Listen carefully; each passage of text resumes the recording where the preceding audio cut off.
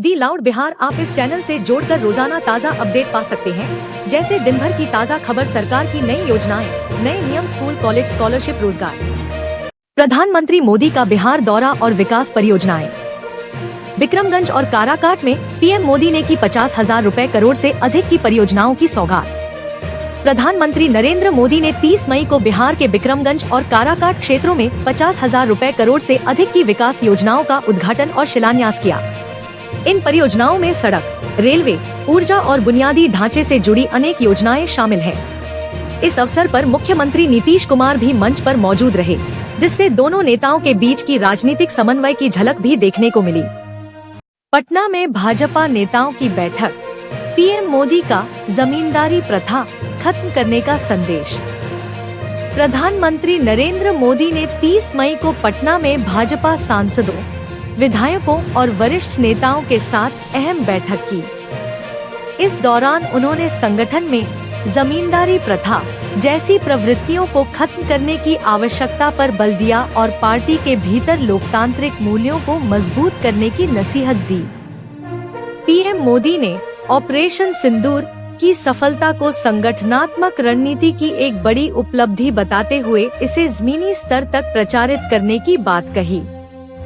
साथ ही उन्होंने ग्रासरूट कार्यकर्ताओं को और अधिक सशक्त व सक्रिय बनाने का आह्वान किया, जिससे पार्टी की चुनावी तैयारी को नई ऊर्जा मिले। नीतीश कुमार और जेडीयू का नया नारा। जनता दल यूनाइटेड ने आगामी विधानसभा चुनावों को ध्यान में रखते हुए राजधानी पटना में एक नया पोस्टर जारी किया है, जिसमें 25 से 30 फिर से नीतीश का नारा प्रमुखता से उभरा। इस नारे के माध्यम से पार्टी ने संकेत दिया है कि 2025 के चुनाव में नीतीश कुमार ही मुख्यमंत्री पद के उम्मीदवार होंगे। इसे जेडीयू की चुनावी रणनीति का आरंभिक संकेत माना जा रहा है, जो उनके पुराने जनाधार को फिर से सक्रिय करने की कोशिश है। बिहार विधानसभा चुनाव 2025 की तैयारियों के बीच मुख्यमंत्री नीतीश कुमार और बीजेपी के बीच रणनीतिक समन्वय देखा जा रहा है। पीएम मोदी के दौरे को चुनावी तैयारियों का हिस्सा माना जा रहा है, जिसमें नीतीश कुमार की सक्रिय भूमिका और बीजेपी का समर्थन प्रमुख है। नीतीश कुमार के नेतृत्व में जेडीयू और बीजेपी गठबंधन एनडीए बिहार में महागठबंधन के खिलाफ मजबूत रणनीति बना रहा है। विकासशील इंसान पार्टी वीआईपी की चुनावी रणनीति। विकासशील इंसान पार्टी वीआईपी ने 30 मई को वाल्मीकि नगर में 2 दिवसीय कार्यकर्ता बैठक का आयोजन किया, जिसमें आगामी 2025 विधानसभा चुनाव के लिए पार्टी की रणनीति पर मंथन हुआ। बैठक के दौरान पार्टी ने स्वतंत्रता सेनानी जुब्बा सहनी की विरासत को सम्मान देने के उद्देश्य से जुब्बा सहनी दिवस मनाने की घोषणा भी की। पार्टी प्रमुख मुकेश सहनी ने इस पहल को सामाजिक न्याय की दिशा में एक महत्वपूर्ण कदम बताया। चिराग पासवान की मुख्यमंत्री पद की महत्वाकांक्षा। कार्यकर्ता मुझे मुख्यमंत्री के रूप में देखना चाहते हैं। चिराग पासवान। लोक जनशक्ति पार्टी रामविलास के प्रमुख चिराग पासवान ने एनडीटीवी को दिए एक विशेष इंटरव्यू में कहा कि पार्टी कार्यकर्ता उन्हें बिहार का अगला मुख्यमंत्री बनते देखना चाहते हैं। जब उनसे तेजस्वी यादव से तुलना किए जाने पर सवाल पूछा गया, तो उन्होंने इसे सकारात्मक संकेत बताया और कहा कि स्वस्थ राजनीतिक प्रतिस्पर्धा लोकतंत्र के लिए अच्छी है। चिराग ने यह भी संकेत दिए कि उनकी पार्टी आगामी चुनाव में बड़ी भूमिका निभाने के लिए तैयार है। बिहार चुनाव के लिए कांग्रेस की तैयारी। 4 गारंटी और इंक्लूसिव माइंड के सहारे मैदान में उतरेगी पार्टी। बिहार विधानसभा चुनाव 2025 के मद्देनजर कांग्रेस ने अपनी रणनीति को धार देने की कवायद शुरू कर दी है। पार्टी इस बार 4 प्रमुख गारंटी के साथ चुनावी मैदान में उतरने की योजना बना रही है, जिनका ऐलान आने वाले दिनों में किया जाएगा। चुनावी रणनीति को जमीनी स्तर पर प्रभावी बनाने के लिए कांग्रेस ने इंक्लूसिव माइंड नामक पेशेवर एजेंसी की सेवाएं ली हैं। जो पहले केरल और असम जैसे राज्यों में भी पार्टी के लिए काम कर चुकी है। माना जा रहा है कि यह एजेंसी मतदाता प्रवृत्तियों का विश्लेषण कर बूथ स्तर पर प्रचार और संवाद की रणनीति तय करेगी। तेजस्वी यादव का नीतीश पर तंज, 200 यूनिट मुफ्त बिजली और युवा आयोग के वादे से साधा सियासी निशाना। बिहार में चुनावी सरगर्मी के बीच राजद नेता तेजस्वी यादव की राजनीतिक सक्रियता तेज हो गई है।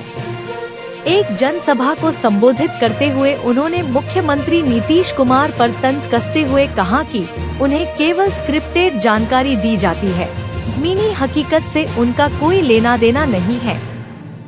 तेजस्वी ने चुनावी नैरेटिव गढ़ने की दिशा में 2 बड़े वादों का ऐलान किया।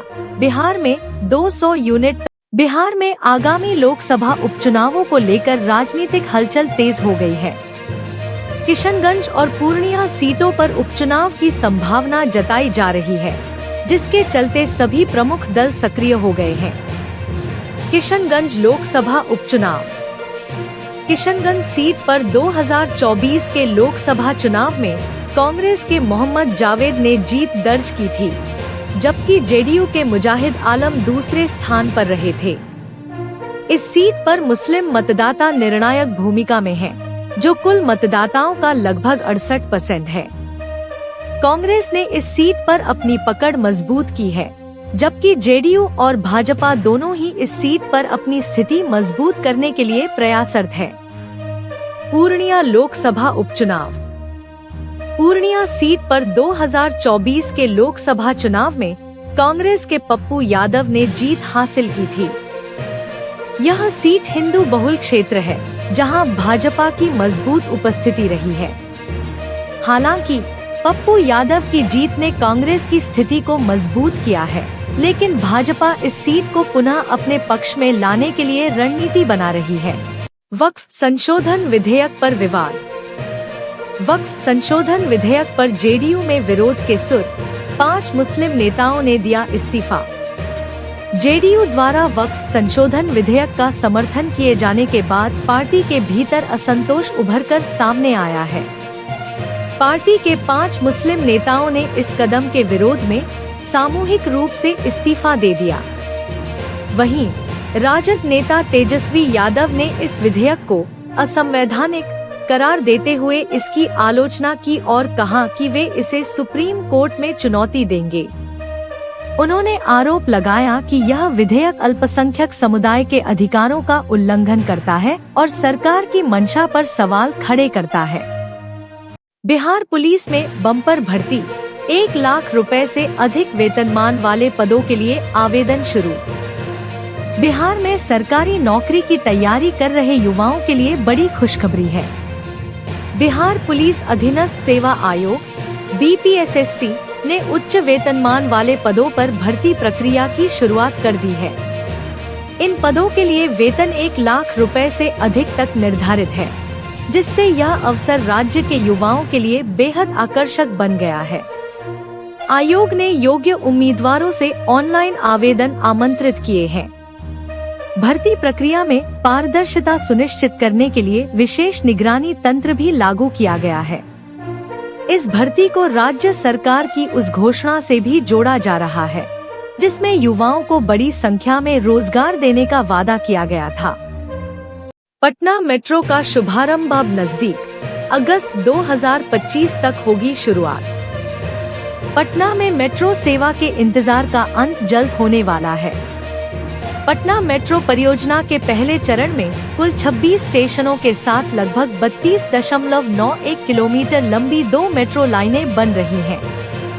प्रोजेक्ट के अधिकारियों के अनुसार मेट्रो सेवा का संचालन अगस्त 2025 तक शुरू हो सकता है, जिससे राजधानी पटना के यातायात संकट को कम करने में मदद मिलेगी।